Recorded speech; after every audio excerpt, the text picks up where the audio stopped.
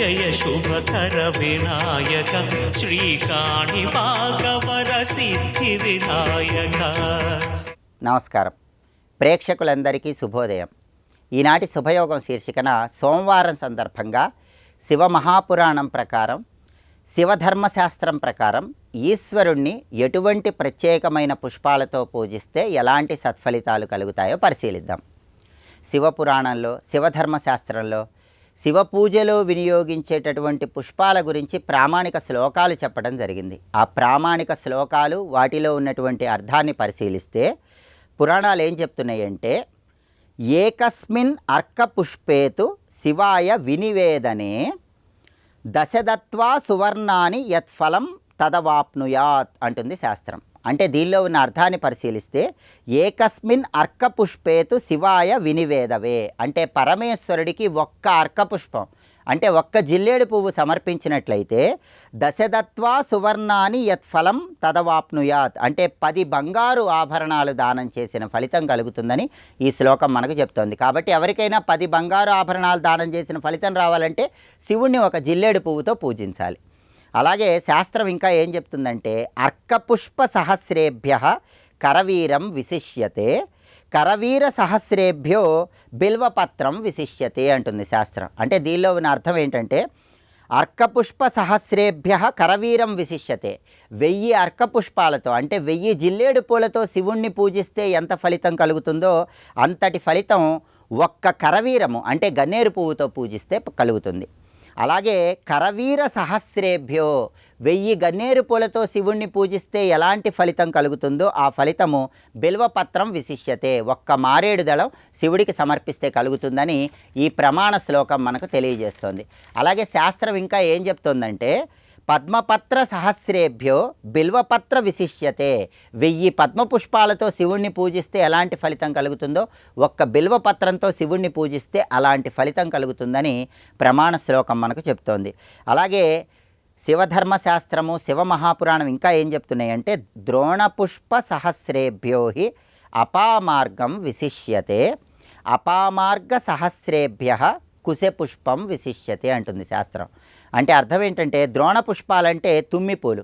1000 తుమ్మిపూలతో ఈశ్వరుణ్ణి పూజించడం కంటే అపామార్గం విశిష్యతే ఒక్క అపామార్గం ఒక్క ఉత్తరేణి శివుడికి సమర్పిస్తే దానివల్ల అదే ఫలితం కలుగుతుందని, అపామార్గ సహస్రేభ్య కుశపుష్పం విశిష్యతే అంటే అర్థం ఏంటంటే, 1000 ఉత్తరేణి పుష్పాలతో శివుణ్ణి పూజిస్తే ఎలాంటి ఫలితం కలుగుతుందో ఒక్క దర్భ పువ్వుతో పూజిస్తే అటువంటి ఫలితం కలుగుతుందని ఈ శ్లోకం చెప్తుంది.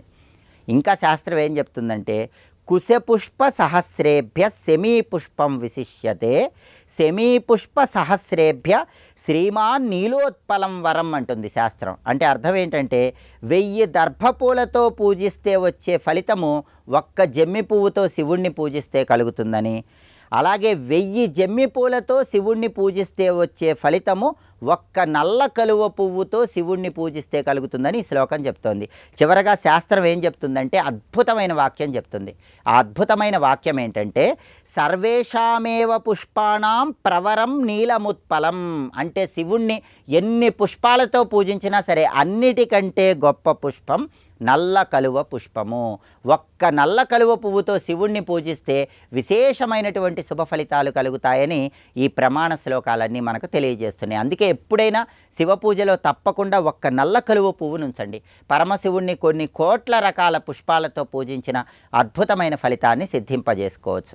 రేపటి శుభయోగం శీర్షికన మంగళవారం సందర్భంగా ధూపాలలో షడాంగ ధూపానికి, దశాంగ ధూపానికి, షోడశాంగ ధూపానికి ఉన్నటువంటి ప్రాధాన్యత ఏంటో, ధూపాలకు సంబంధించి శాస్త్రంలో ప్రామాణికంగా ఎటువంటి శ్లోకాలు చెప్పారో పరిశీలిద్దాం. నమస్కారం.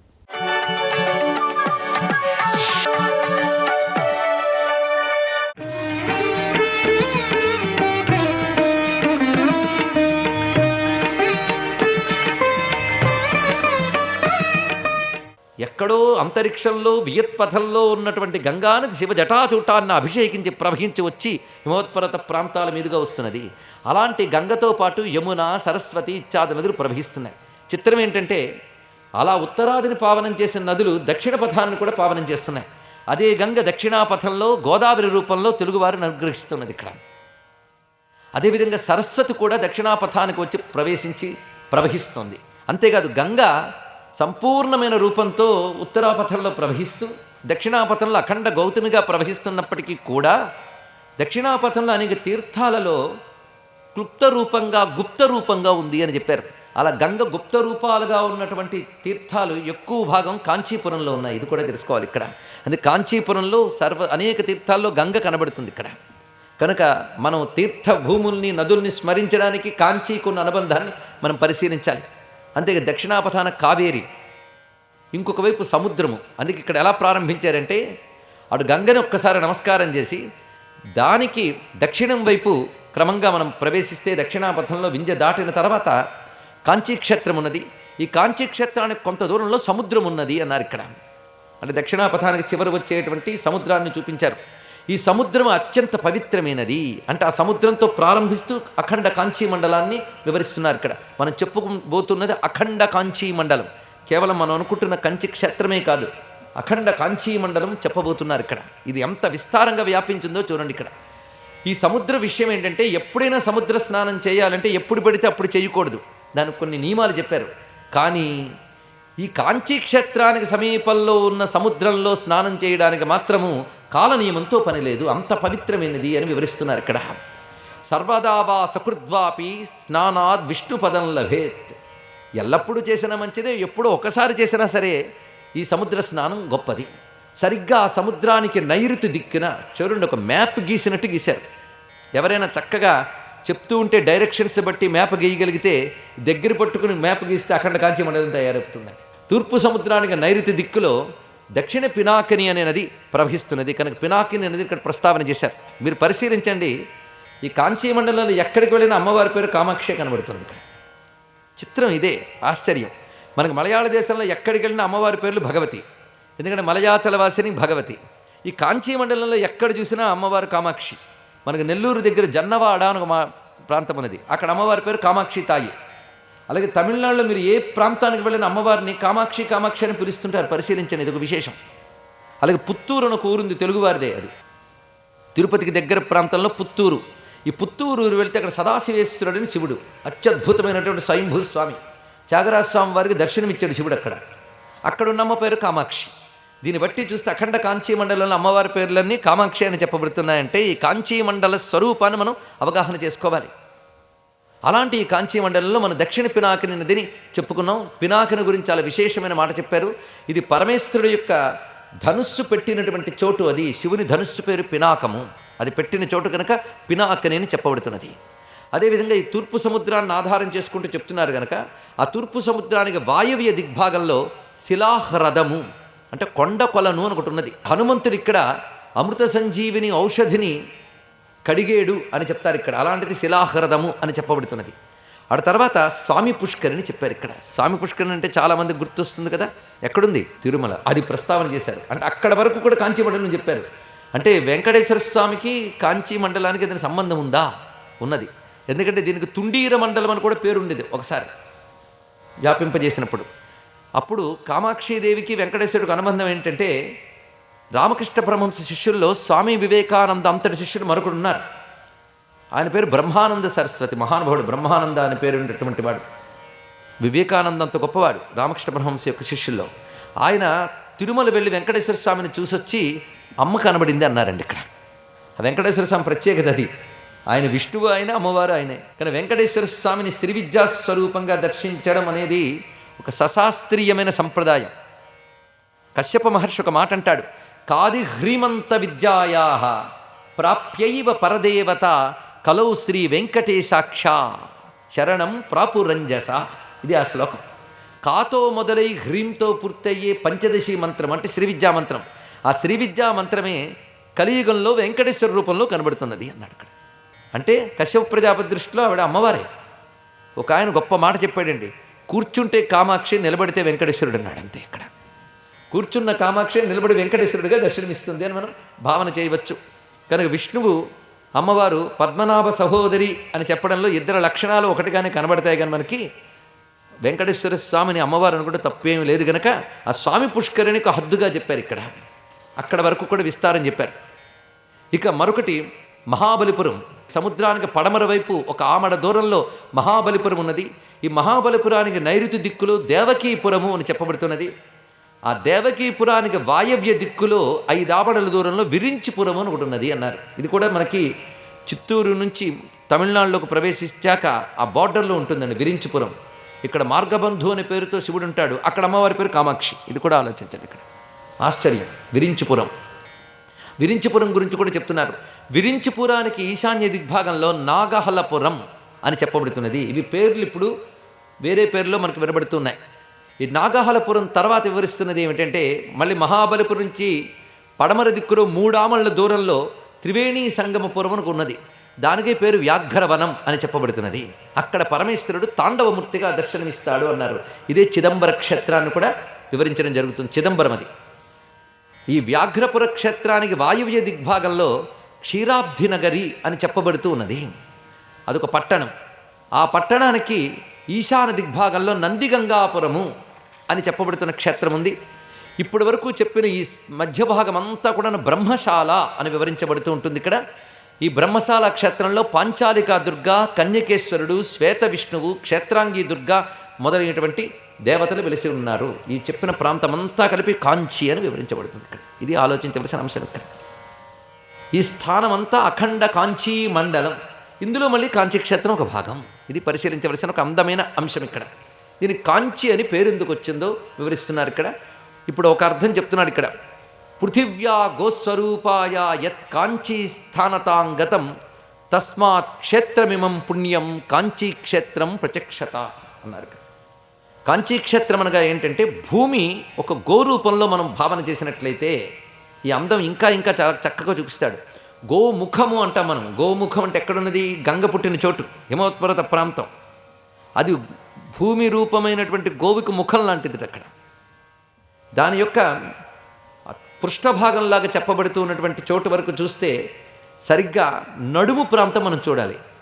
ఆ భూరూపమైనటువంటి గోవుకి నడుము. ఎందుకంటే కాంచి అంటే మొలనూలు, మొలకి కట్టేది మొలనూలు. కాంచి అనగా మొలనూలు అంటే భూరూపమైనటువంటి గోమాతకి మొలనూలి స్థానంగా ఉన్నది కాంచి అని చెప్పారు ఇక్కడ. స్వస్తి.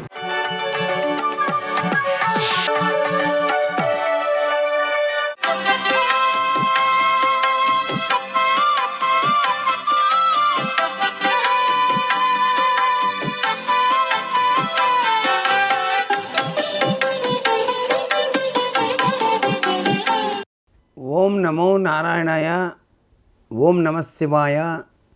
శ్రీమాత్రే నమ. సోమవారం అనగానే సాక్షాత్తు ఆశుతోషుడైనటువంటి పరమేశ్వరుడు మన మనసు నిండా నింపుకుంటాం. ఆ పరమేశ్వరుని మనసు నిండా నింపుకున్నప్పుడు మనం పూజకు ఉపక్రమించేటప్పుడే ముందుగా పాటించవలసిన కొన్ని నియమాలు ఉన్నాయి. సోమవారం నాడు సూర్యోదయాత్ పూర్వమే పవిత్రవంతమైనటువంటి స్నానాదులు ముగించి నుదుట విభూతి రేఖను ధరించాలి. విభూతి ధరించేటప్పుడు చేతిలో విభూతి వేసుకొని ఆ విభూతి కూడా మారేడు పండులో ఉంచిన విభూతి అయితే ఇంకా సర్వశ్రేష్టంగా చెప్తాం. 2 చుక్కలు నీటిని వేసి చక్కగా నమశివాయ అనే పంచాక్షరి మహామంత్రాన్ని జపిస్తూ ఈ 3 వేళ్లతో నుదుట విభూతిని ధరించి మధ్యలో ఉన్న గీత కుడివైపు నుంచి ఎడమవైపుకు ఇలా అనాలి. ఇలా అనటం వలన 3 నదుల సంగమ తత్వం మనకు కనిపిస్తుంది. ఈ 3 నదులు త్రివేణి సంగమ తత్వానికి నిదర్శనంగా ఈ 3 రేఖలు. తరువాత వక్షస్థలం మీద, ఈ యొక్క ఉదరం మీద, చేతికి ఈ యొక్క కంకణ తత్వరీత్యా కూడాను విభూతి ధారణ చేసి మెడలో పరమేశ్వరునికి అత్యంత ప్రీతికరమైన రుద్రాక్షమాలను ధరించాలి. రుద్రుని యొక్క కన్నీటి నుంచి ఆనంద బాష్పాలు ఈ కలియుగంలో భూమి మీద పడ్డప్పుడు ఉద్భవించిన అద్భుతవంతమైన వృక్షరాజమే రుద్రాక్ష. పంచముఖ పరమేశ కరుణించుము అంటూ రుద్రాక్ష ధారణ చేసి శివనామం చేస్తూ మహామృత్యుంజయ మంత్రాన్ని మనసు నిండా నింపుకొని స్ఫటికలింగంతో కానీ పాదరసలింగంతో కానీ రుద్రాక్ష నీటితో కూడాను అభిషేకార్చన ఆచరించాలి. సర్వే జనా సుఖినో భవంతు.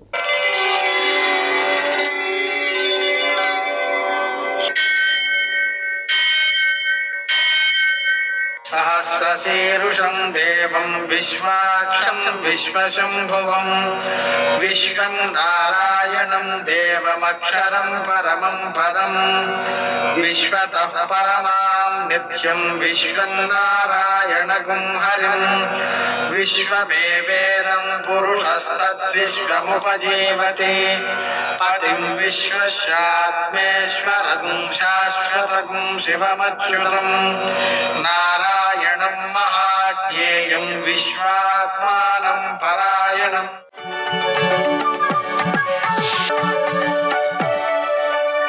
सूर्यशौर्यमथेन्दुरिन्द्रपदवी सन्मङ्गलं मङ्गलम्. మృత్యుంజయాయ రుద్రాయ నీలకంఠాయ శంభవే అమృతేశాయ సర్వాయ మహాదేవాయ తే నమః. నేటి కాలమాన విశేషాలను గమనిద్దాం. స్వస్తిశ్రీ చాంద్రమాన పరాభవనామ సంవత్సరం, దక్షిణాయనం, కొన్ని పంచాంగాలలో ఉత్తరాయణం, గ్రీష్మ ఋతువు, నిజజ్యేష్ఠ మాసం, శుక్లపక్షం, సోమవారం. సూర్యోదయం 5:47, సూర్యాస్తమయం 6:49. తిథి అష్టమి మధ్యాహ్నం 3:44 వరకు. నక్షత్రం ఉత్తర ఉదయం 10:24 వరకు. వర్జం రాత్రి 7:20 నుంచి 9:02 వరకు. దుర్ముహూర్తం మధ్యాహ్నం 12:44 నుంచి 1:36 వరకు. మరల మధ్యాహ్నం 3:20 నుంచి 4:13 వరకు. అమృతకాలం తెల్లవారుజామున 5:33 ప్రారంభం. రాహుకాలం సోమవారం కాబట్టి ఉదయం 7:30 నుంచి 9 గంటల వరకు. అష్టకవర్గు రీత్యా శుభప్రదమైన సమయం ఉదయం 10 గంటలకి. నేటి విశేషం శుక్లాదేవి పూజ. అంటే ఒక రకంగా సరస్వతీదేవిని పూజించుకోవడం ద్వారా విద్యలు బాగా వృద్ధి చెందుతాయి, జ్ఞానం వృద్ధి చెందుతుంది. విద్యార్థుల చేత చేయించడం మంచిది, తాము కూడా చేసుకోవడం మంచిది. ఎందుకంటే జ్ఞానం అనేటువంటిది చిన్న వయసు నుంచి జీవితాంతం ప్రతిరోజు అవసరమయ్యేదే. తర్వాత సోమవారం కాబట్టి శివునకు, పార్వతీదేవికి, చంద్రునకు పూజ చేసుకోవడం వల్ల విశేషమైన సత్ఫలితాలు సిద్ధిస్తాయి. అలాగే ఈరోజు ఉదయం 10:33 వరకు వ్యతిపాత యోగం ఉంది. ఆ కారణంగా ఆ సమయంలో చేసేటువంటి గంగా స్నానం కానీ అలాగే గోదావరి స్నానం కానీ కోటి తరాలను తరింపజేస్తుంది.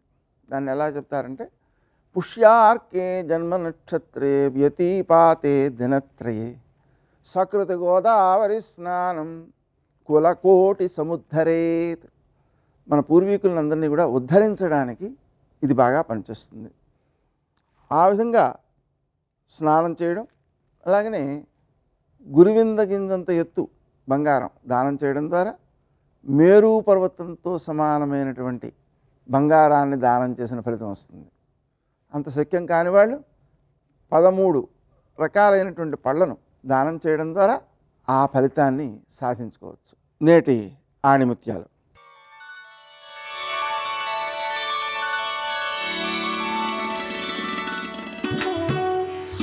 సాటివారికి సాయపడకుండా సమాజాన్ని ఉద్ధరించాలనుకోవడం హాస్యాస్పదం, మూర్ఖత్వం.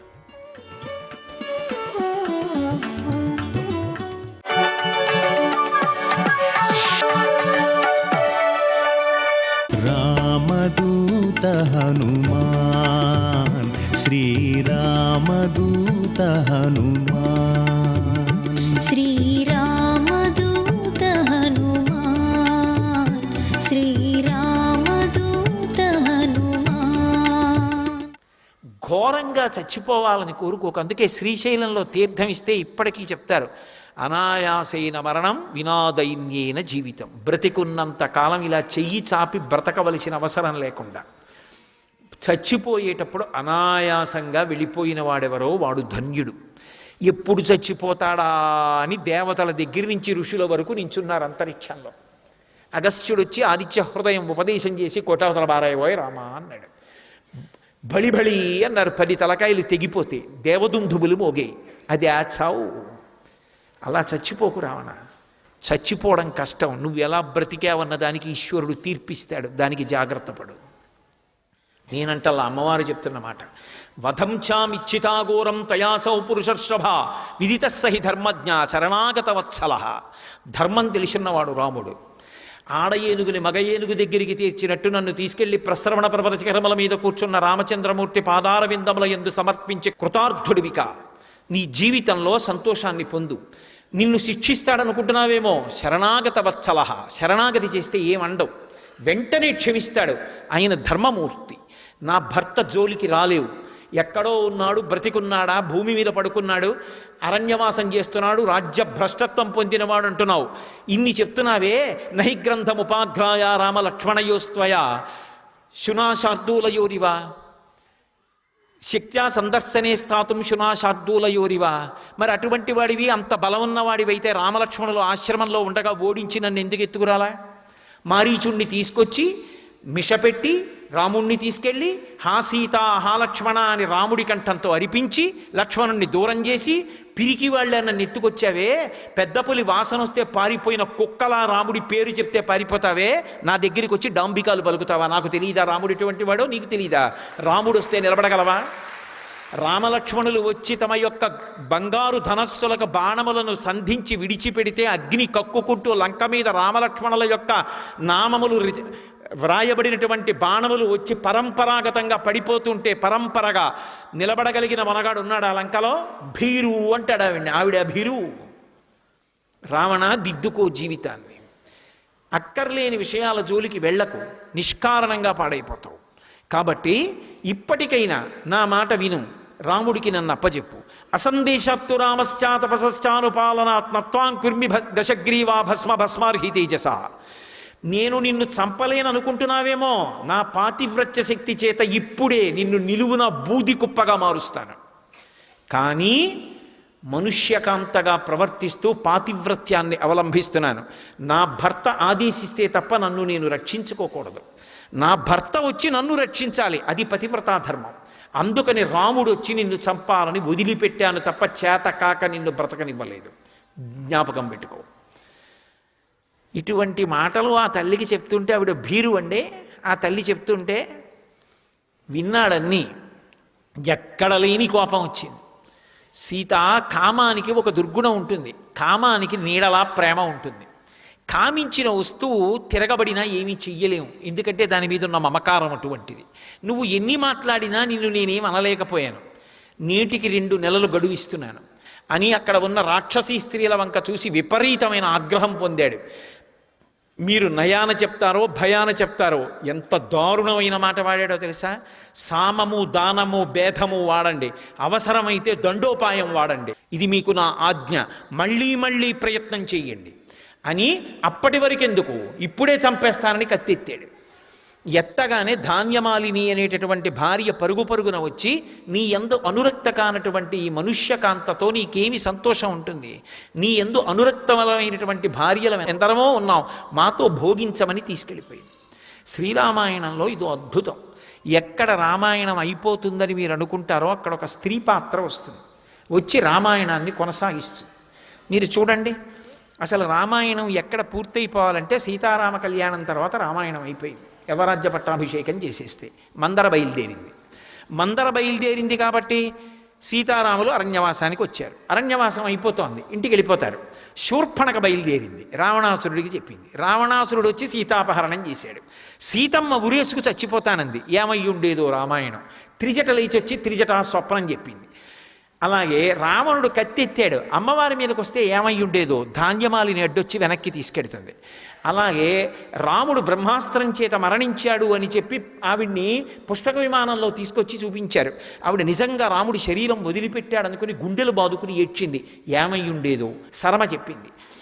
వైధవ్యాన్ని పొందితే పుష్పక విమానం మొయ్యదు. నీవు వైధవ్యం పొందలేదు, రాముడు మూర్ఛిల్లాడంతే, తేరుకుంటాడమ్మా, ఆయన మరణించలేదని చెప్పింది. మళ్ళీ సూర్యోపాసన చేసింది. రామాయణం ఎక్కడ అయిపోతుందనుకుంటామో అక్కడ ఒక స్త్రీ వచ్చి రామాయణాన్ని కొనసాగింపజేస్తుంది. సర్వం శ్రీ ఉమామహేశ్వర పరబ్రహ్మార్పణమస్తు. స్వస్తి.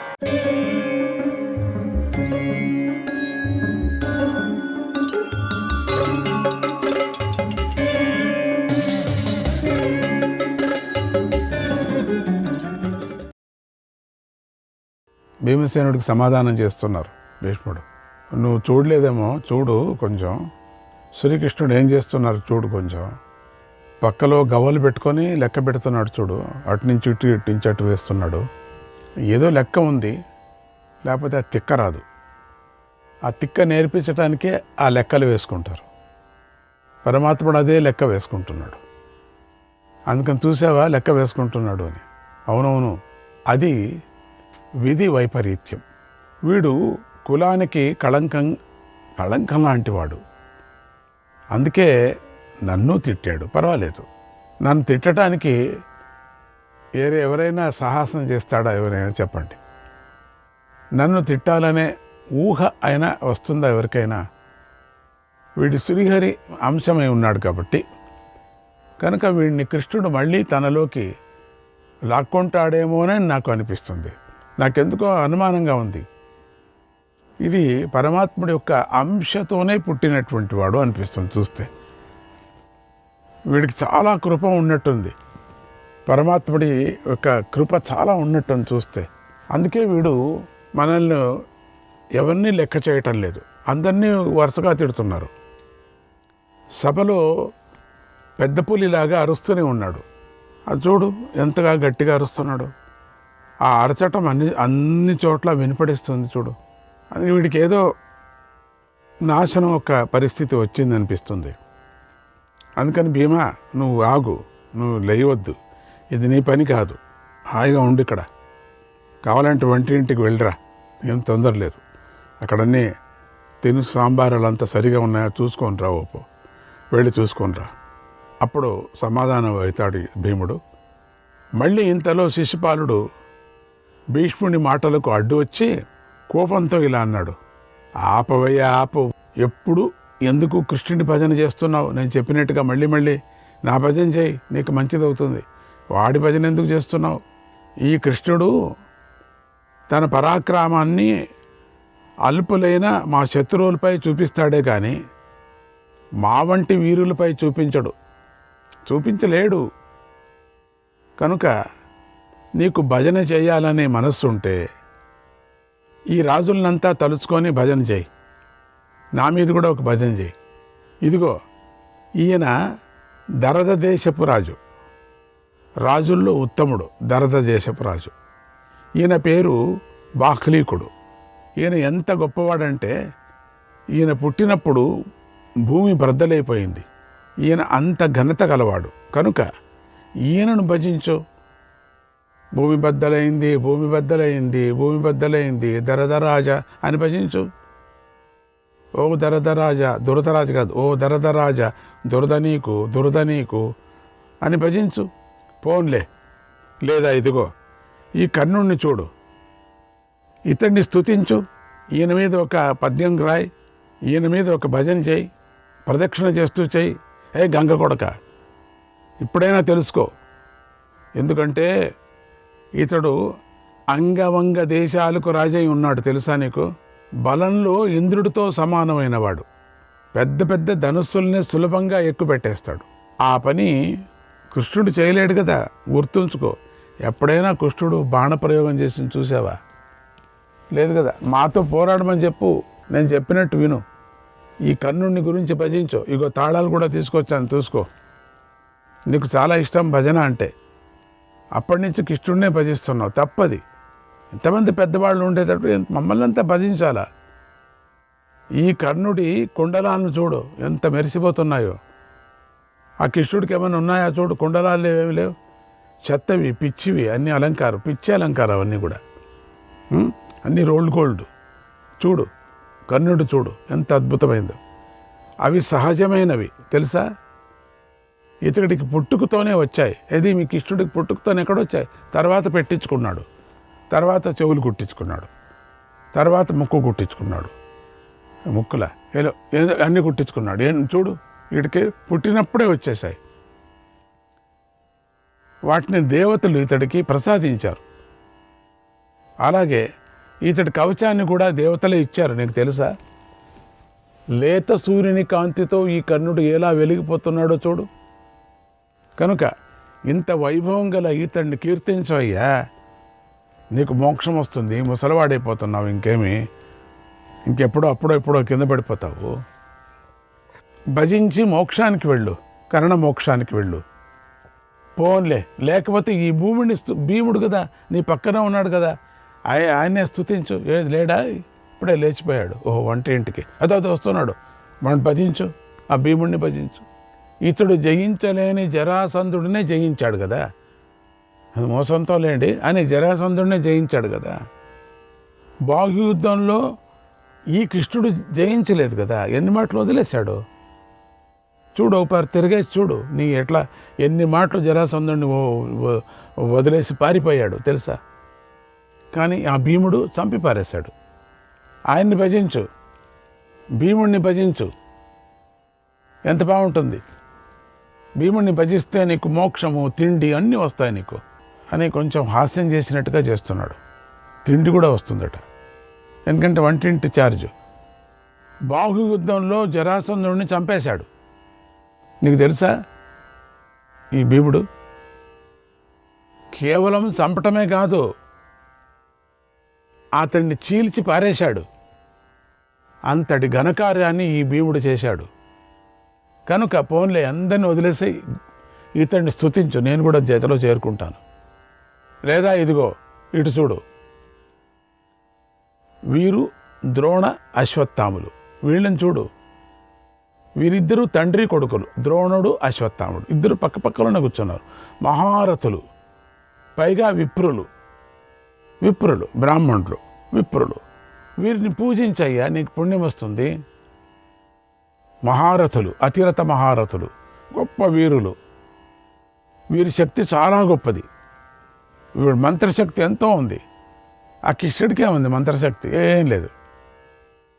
వీళ్ళు ఎవరికీ కోపం వచ్చినా ఈ భూమిని అంతా సర్వనాశనం చేసేస్తారు. ఇద్దరిలో ఎవరికి కోపం వచ్చినా చేస్తారు. నాకు తెలిసి ఇంతవరకు ఈ ద్రోణాచార్యుడితో పోటీగా యుద్ధం చేసే రాజును నేను చూడలేదు. ఇంతవరకు నేను చూడలేదు ద్రోణాచార్యుడితో. ఆయన్ని భజించు. ద్రోణాచార్యుని భజిస్తే కొన్ని నీకు ఏదైనా పాఠాలన్నా చెప్తాడు. అశ్వత్థామతో పోటీగా యుద్ధం చేసేవాడిని కూడా నేను చూడలేదు. అశ్వత్థాముడు అటువంటి వాడే. ఇంతవరకు వీళ్ళిద్దరూ యుద్ధం చేసింది నేను చూడలే. ఎవరు వాళ్ళ మీద పడింది నేను చూడలేదు. కనుక ఏ గంగపుత్ర, కనుక వీరిద్దరిని స్తుతించు, వీరిని భజించు. లేదా రారాజైన ఈ దుర్యోధుడిని భజించుకొని, దుర్యోధనుడు చూడు ఎట్లా టీవీగా కూర్చున్నాడు, ఏం అద్భుతంగా ఉన్నాడు. ఇంత మనం మాట్లాడుతున్నప్పుడు కూడా మీసాలు దూకుంటే ఎట్లా కూర్చున్నాడు చూడు. ఏం కళ చూడు, ఎంత అద్భుతంగా ఉన్నాడు. ఎంత సీటు ధర్మరాజు గారు వేయించింటే అంత సీటు కూర్చున్నాడు. ఎంత అద్భుతంగా కూర్చున్నాడు. ఇతడు సముద్రం వరకు ఉన్న భూమికి రాజాదిరాజై ఉన్నాడు తెలుసా నీకు. ఈతడితో సమానమైన బలం గల రాజు ఈ భూమి మీదే లేడు, ఇక పుట్టలేదు. ఇది నేను తెలుసుకొని చెబుతున్న మాట, నీకు ఇంకా తెలీదు. నువ్వు చాలా ముసలివాడైపోయావు, నీకు తెలీదు. నేను తెలుసుకున్నా. ఇది సత్యం, నన్ను నమ్ము, నా మాట నమ్ము. ఈ దుర్యోధనుడితో పాటు ఇక్కడ సైంధవుడు, ద్రుముడు, ఎంత అద్భుతమైనటువంటి కళతో కూర్చున్నారు వీళ్ళంతా కూడా ఉన్నారు కదా. వీరు ఎంత పెద్ద గొప్పవారు, వాళ్ళు ఎంత పెద్ద సీట్లలో కూర్చున్నారు చూడు. నువ్వు ఉన్నావు, నీకు వేసారు చూడు సీటు ఎట్లది, పాతది దర్భాసనంలాగా, అది ఇప్పుడో కింద పడిపోతుంది. అటువంటి దాంట్లో నువ్వు కూర్చున్నావు. వీళ్ళంతా గొప్పవారే. పోనీ వీరిని చూడు, వీరిలో ద్రుముడు కింపురుషులకు కూడా ఆచార్యుడే ఉన్నాడు. ద్రుముడు కింపురుషులలో కూడా తెలుసుకో. కిన్నర కింపురుషుడు అని చెప్తారు. వాళ్ళకంతా ఆచార్యుడిగా ఉన్నాడు. వీరందరూ ఎంతో గొప్పవారై ఉన్నారు కదా. వీరి గొప్పతనాన్ని నువ్వు ఎందుకు గుర్తించవు? ఎందుకు వీళ్ళని విడిచిపెడుతున్నావు? ఎందుకు ఈ కృష్ణుడిని పట్టుకున్నావు నువ్వు? నాకు తెలియటం లేదు. పోనీ ఇటు చూడు, ఈయన కృపాచార్యుడు, వృద్ధుడు, బహుశా నీకన్నా వృద్ధుడేమో. వృద్ధుడు, భరతవంశానికే గురువు ఈయన, తెలుసా? ఈయనను ఎందుకు విడిచిపెట్టావు? ఈ కృష్ణుడిని ఎందుకు పట్టుకున్నావు? నాకు అర్థం కాలే.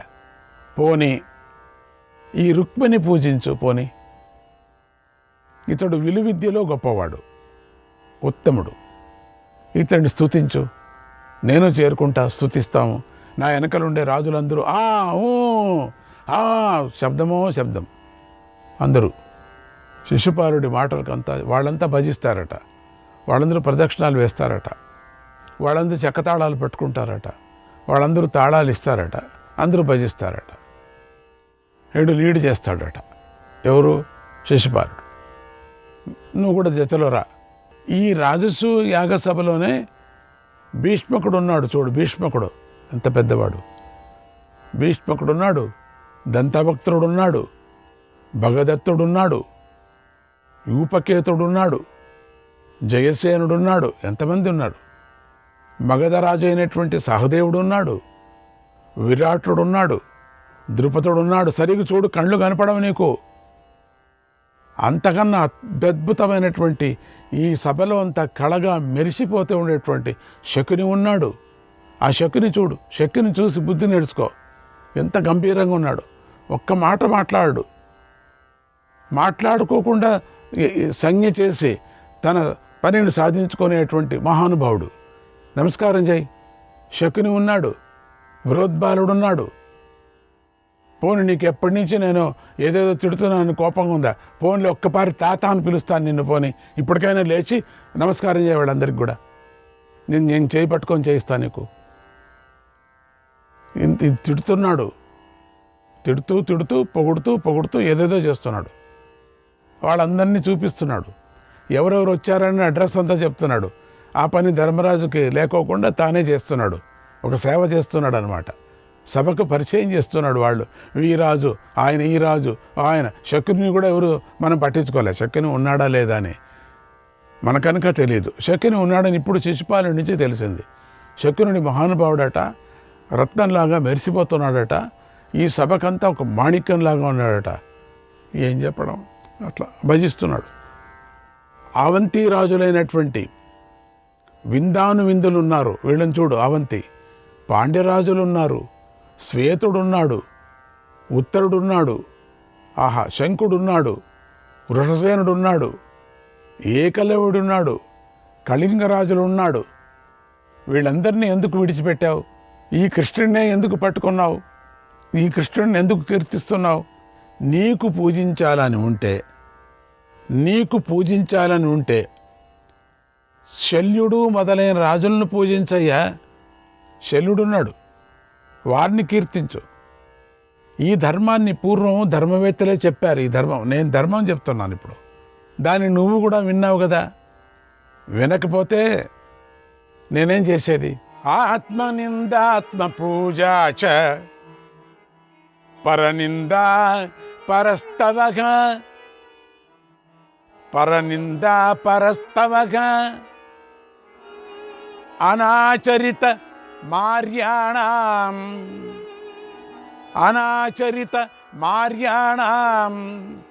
వృత్తమేతత్ చతుర్విధం.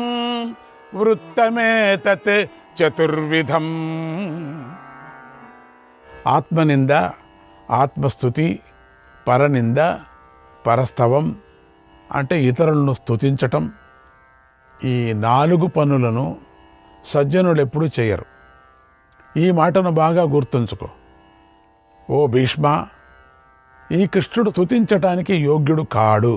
నువ్వు మోహంతోనూ భక్తితోనూ ఇతడికి భజన చేస్తున్నావు. ఎందుకో నాకు తెలీదు. ఇక్కడ నువ్వు చేస్తున్న పని ఏ రాజుకు ఇష్టం లేదు. చెప్పండి, అందరూ ఉంటారు, ఇష్టం లేదు ఇష్టం లేదు ఇష్టం లేదు, అందరూ వాడితట్టే.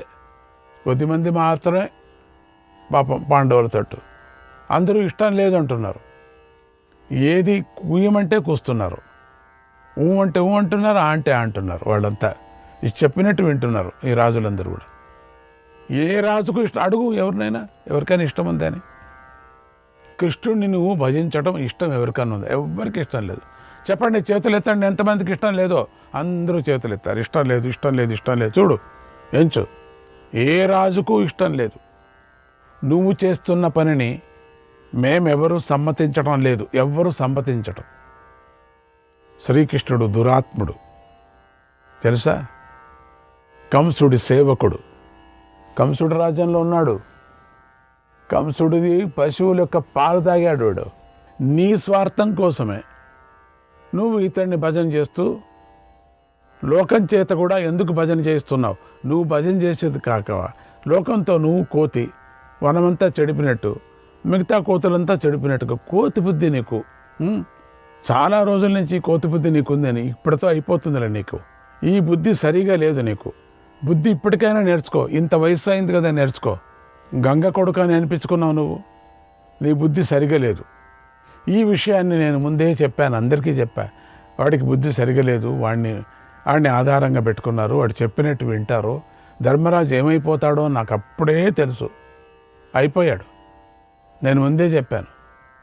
నువ్వు భూలింగ పక్షివి, అది చెప్పేదొకటి చేసేదొకటి. సందర్భం వచ్చిన కనుక భూలింగ పక్షి కథే చెబుతున్నాను విను. ఈ కథలో ఇంకా కొత్త విశేషాలు ఉన్నాయి, వాటిని కూడా గమనించని కథ చెప్పడానికి ప్రారంభం చేశాడు. అంటే తానేదో నీతులు చెప్పినట్టుగా, తానేదో ఒక్కొక్క ధర్మానికి ఒక్కొక్క కథ చెప్పినట్టుగా, ఒక నీతికి ఒక ధర్మం చెప్పినట్టుగా చెప్తున్నాడు.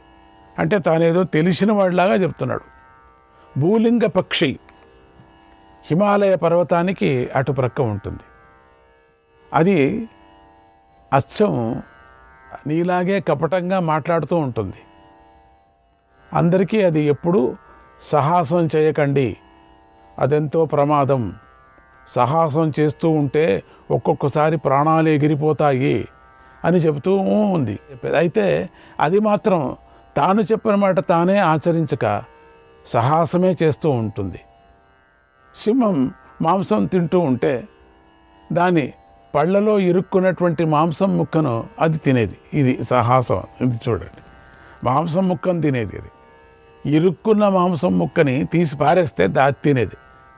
అంత సాహసం చేసేది దగ్గరికి వెళ్ళి. అంత నీచి బుద్ధి దానికి ఉంది.